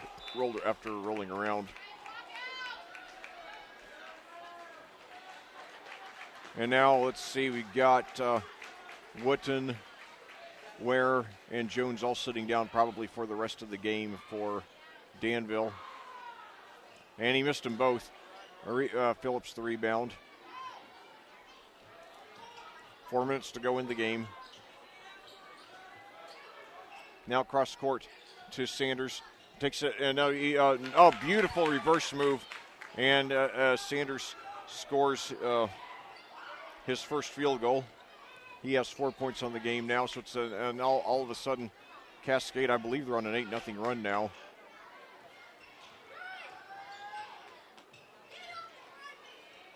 So now we'll see, nice steal there by, and Cascade, a very alert move there by Alderson. He was lying on the ground, got it, and got the timeout there with 3:29 to go, so the Cadets still playing hard. No lack of effort for Cascade. They've just been very much overmatched. And that's, right now we trail by 27. That's just about par for the course, Cascade at Danville. This is Danville's an outstanding program. That's, a ranked team, and, that they've won 8 sectionals and 5 regionals in 20 seasons under head coach Brian Barber. And I wouldn't be surprised if they added to that total this season. And just like Edgewood, and of course, Edgewood will go further. I think Edgewood, especially with Trevor Taylor averaging, as a sophomore, averaging 21 points, and then 3 other guys averaging 12 points apiece. I think they're going to be a Class 3A state championship contender. And like I said, I know what it takes to win a Class 3A state championship. I commentated Crispus Attucks 2 years ago. The season they ended up becoming Class 3A state championships. I commentated the game in which they beat Tri-West for the regional championship out at Greencastle. And now, nice steal attempt there by Tharp, goes out of bounds. Tharp's mad at himself for missing it, just like Kotkamp was for missing that free throw. So, I love the competitiveness there of Cascade. They have played hard. There's nothing to be ashamed about for this loss. I don't think we've made more than 5, 6, maybe 7 bad plays in the whole game. And now, as Comer drives to the basket, he draws the foul, so he will be going to the line. And now Danville is in the bonus, the foul going against Cole Spencer, who's had some good games off the bench but hasn't done much tonight. Comer, no good on the first free throw.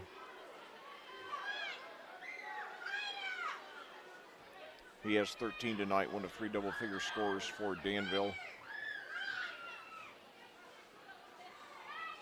Hits the second one, breaking I believe that was an 8-0 Cascade run.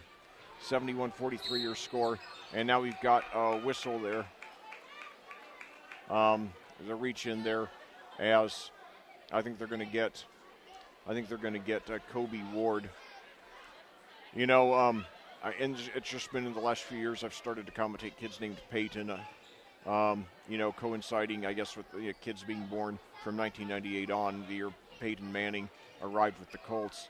And now, I guess, probably a lot more kids in the last few years have been named Kobe. And now inside again into Walker, but there's too much on the pass. It goes out of bounds to Danville.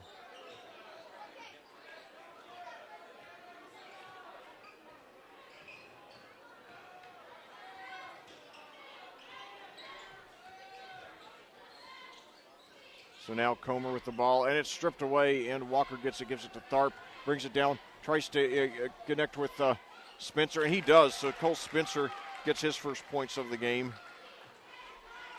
51-45. The lead's been up to 35. It's now 26. And now a drive and lay in there by McMahon.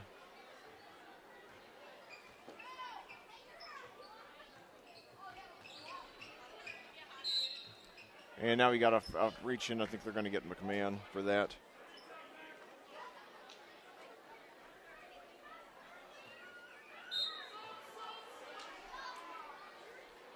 And now we got more substitutions for Cascade. It looks like they're going to take out all the starters who are left.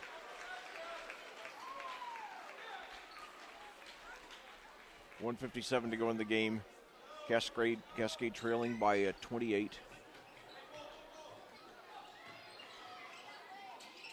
So now Kotkamp with the ball inside to Hetler, posts up, puts it up, draws the foul. So Hetler will be going to the free throw line.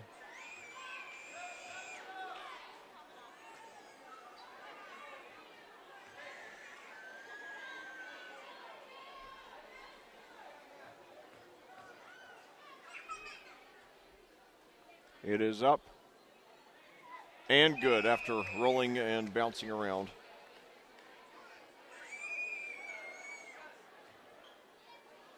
So 8 Cadets have scored tonight. And he misses the second.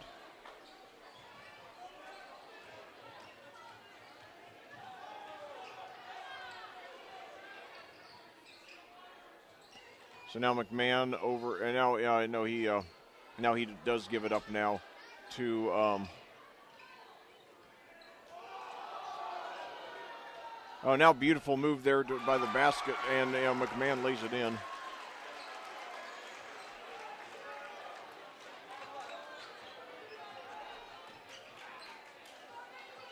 So now, I thought, and now inside Hetler, and it looked, I guess he was blocked clean. It's hard to imagine they got that block without any contact, but there was no whistle. 1:09 to go in the game. Cascade trailing Danville 75-46. So now McMahon over to full wider. Now over to Ward. Back to McMahon inside over to full wider at the left perimeter. Now he pitches back out to Brody O'Brien, a 6'1" junior. Drive to the basket there by Ward, and he draws the foul. So he will be going to the line.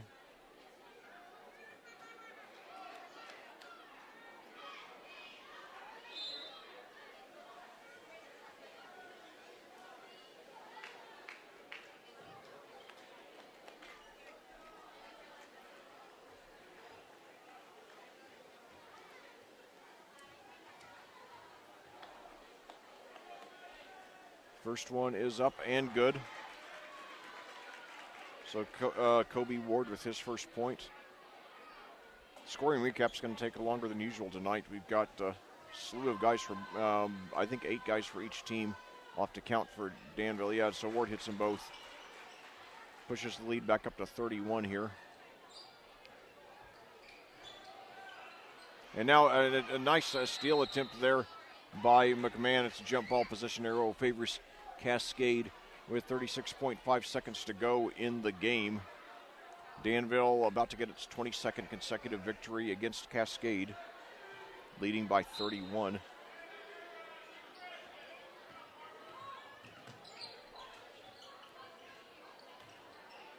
Now turnaround hook shot there by Hetler, no good. Goes out of bounds to Cascade. 27.2 seconds to go in the game.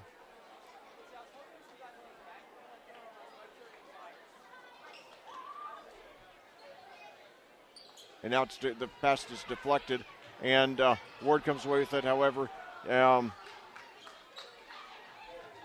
now Evan Stack now gives it over to, number 34 will be going to the line.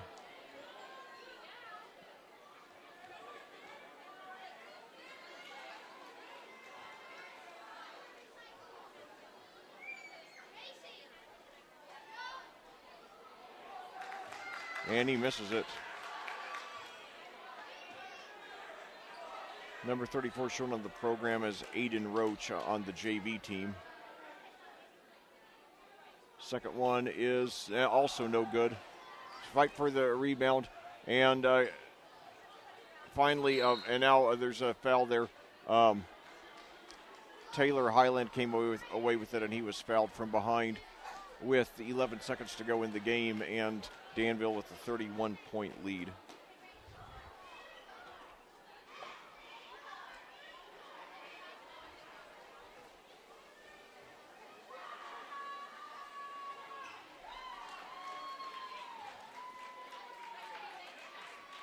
That foul, by the way, coming against showing it's number 3. Anyway, the free throw is no good.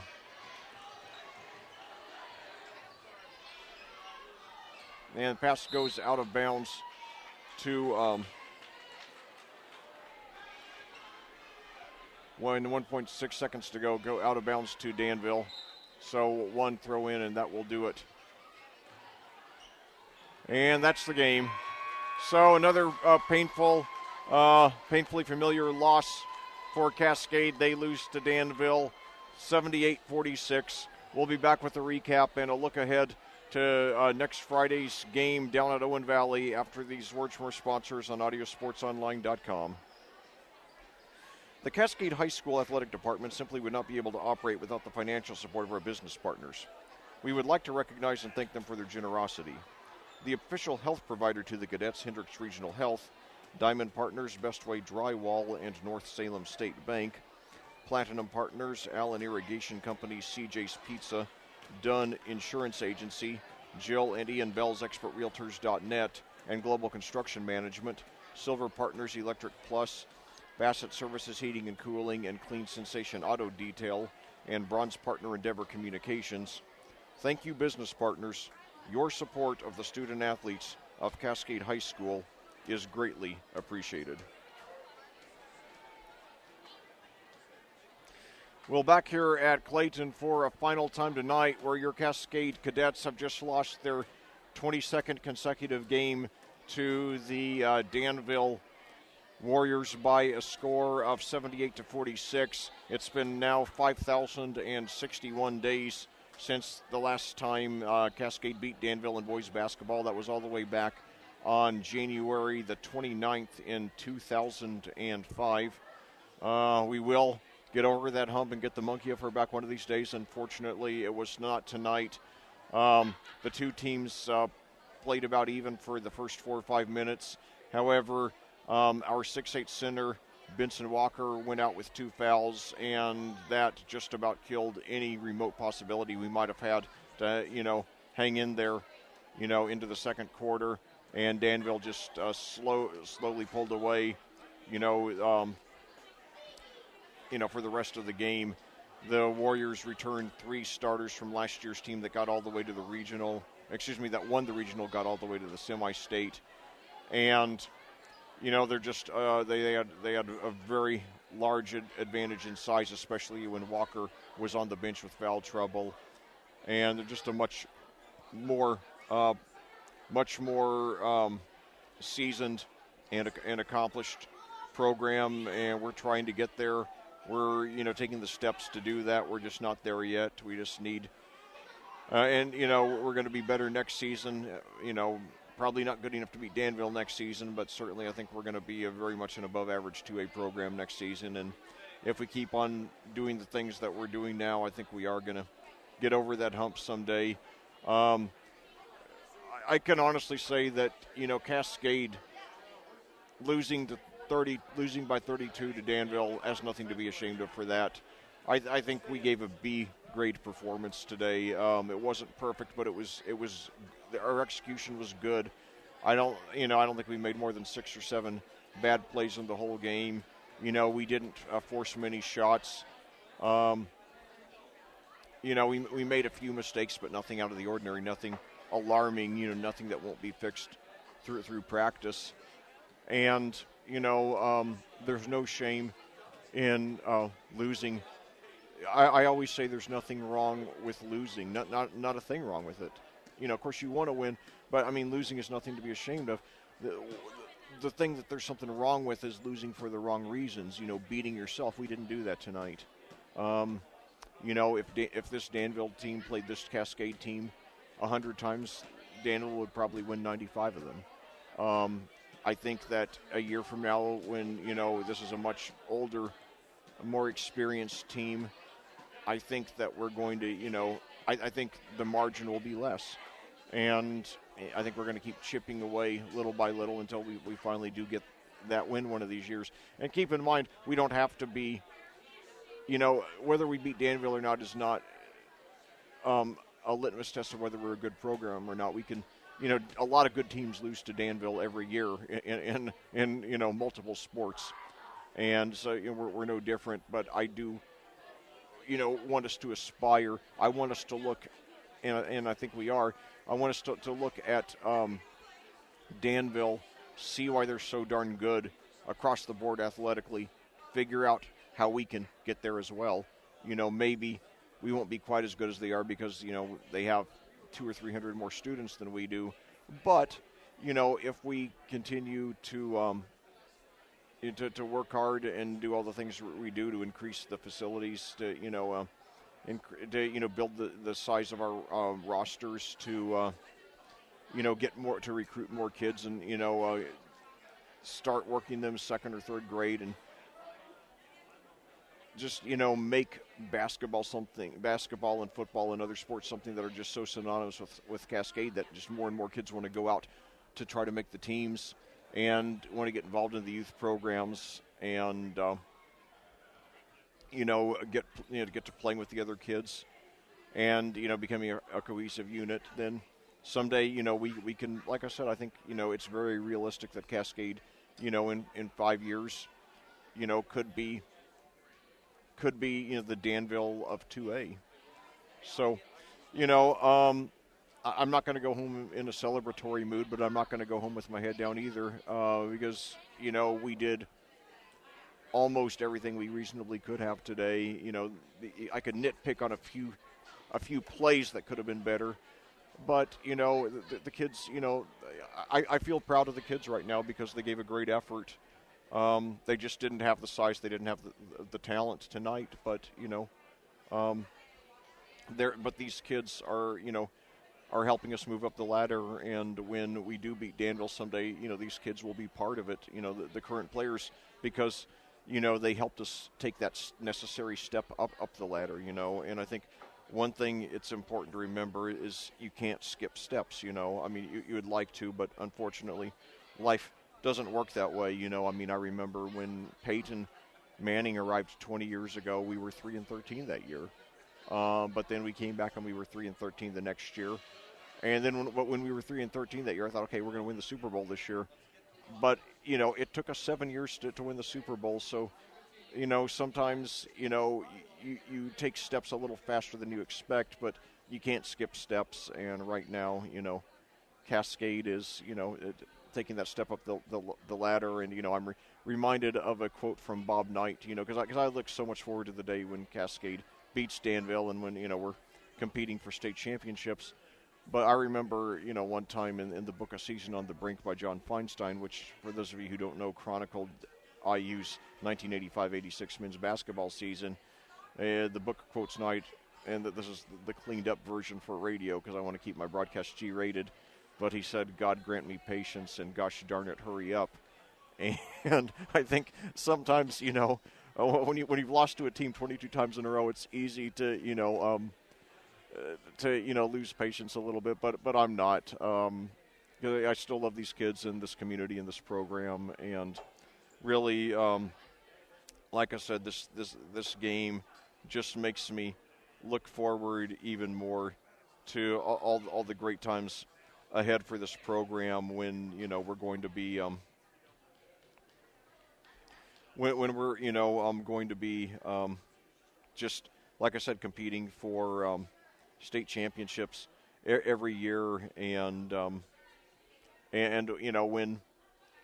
when Cascade is going to be a place that other teams are afraid to play, and when we're going to be regularly in the top 10, and girls basketball's gotten a little taste of that in recent years, and I think it's on the way for both football and boys basketball too. And so, and I also want to emphasize one thing is that I am a Danville fan. I cheer for Danville when they play anybody other than Cascade. And so, I do not wish them any harm in any way. I have great respect for that community and that program. They they're a model for what I want Cascade to be. A team that's here in Hendricks County that is going to make the most of whatever talent is available. Work them together for 10 years in the youth programs, and then produce a program that maybe they don't have a lot of stars, because sometimes when you live in a small community, you just don't have the good fortune of having a lot of great talented players who grew up in your area. But that you're going to get some players who maybe aren't great, but they're good as individuals and play great as a unit. So that's what we're building toward, and I believe that we're going to get there. How soon,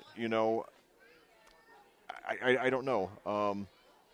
That's something that we'll just have to wait and see. But I think it will be sooner rather than later, and I think next year's is going to be better, and so. And I think we've made a lot of great strides this year,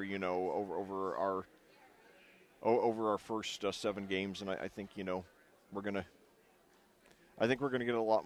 We're going to be a lot better at the end of the season then I think we're going to be a lot better. I think we're going to be a lot better at the end of the season than we are now. And also keep in mind that we are playing without 2 of our seniors this year. One of whom was a starter the last 2 seasons, Ross Stevenson, and then John Hurst, who I was hoping would be a solid reserve here. They're both likely to miss the entire season with knee injuries. So, and I'm not saying that with those 2 guys we would have won tonight. I think we would have been more competitive, though, especially Stevenson. I mean, he is such an effective player there on the inside. So, take heart, Cadets fans. Better times are on the way, and when we get there, we'll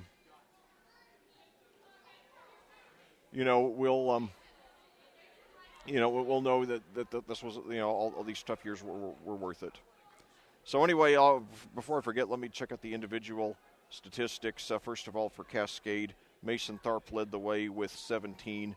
Followed by Benson Walker with 7 and Cameron Ginter with 7 apiece. And then followed by Bryson Phillips with 6, A.J. Sanders with 4, Stephen Alderson with 2, Cole Spencer with 2, and Gavin Hetler with 1. So, we did, obviously we didn't get the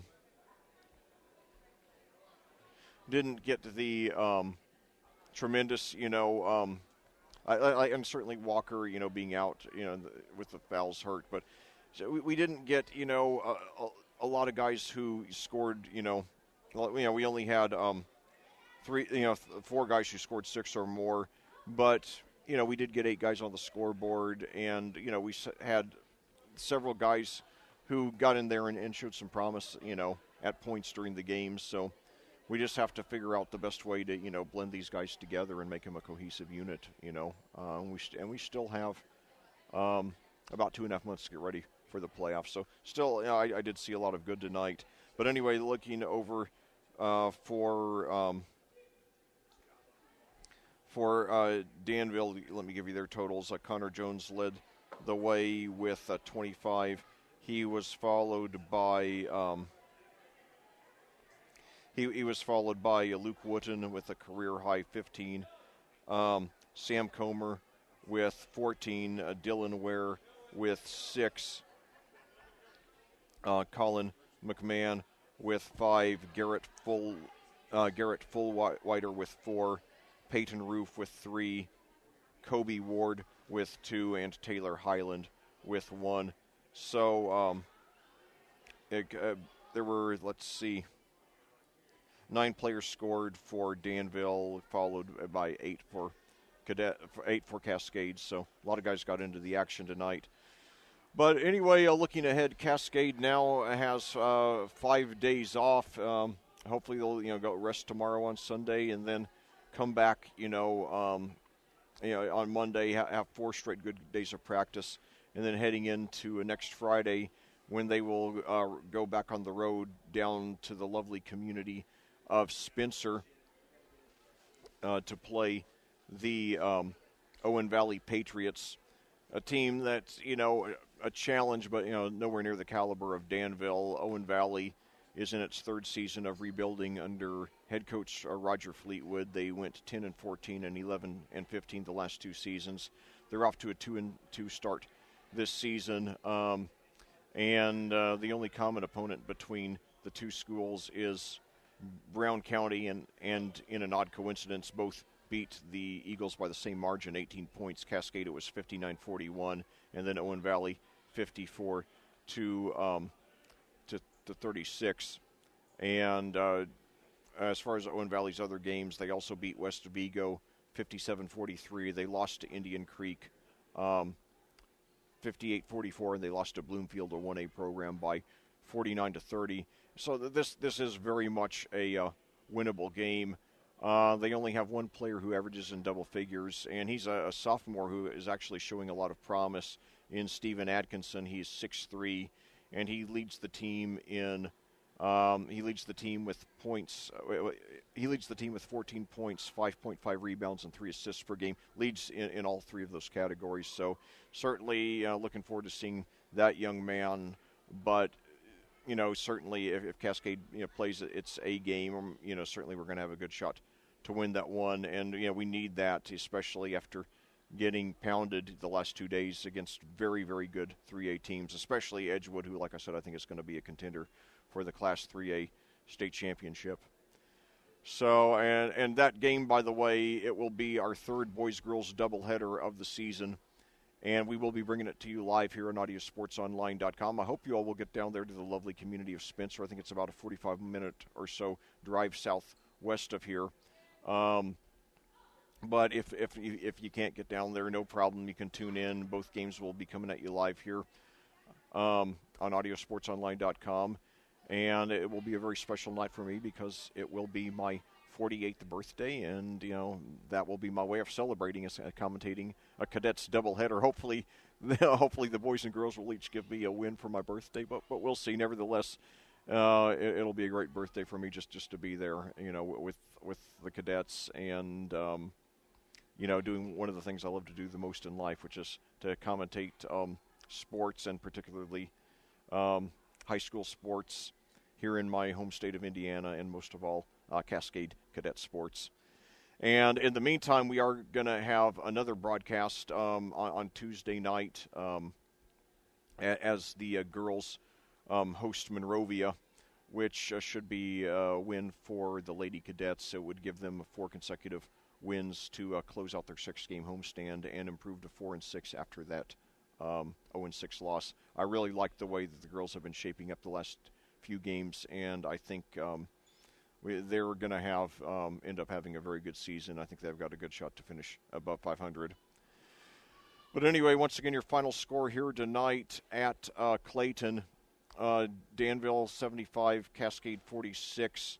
The Warriors improved to 3-2, getting their third consecutive victory of the season, while the Cadets dropped to 2-5, losing both games at home this weekend to highly regarded Class 3A teams.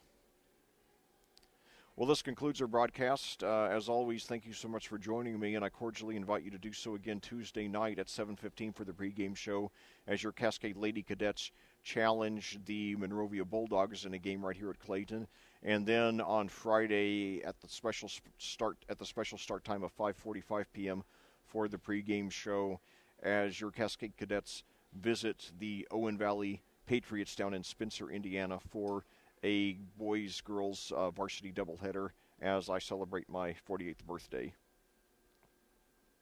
Until then, for AudioSportsOnline.com, this is Lec Zorn reminding you there is a difference only you can make.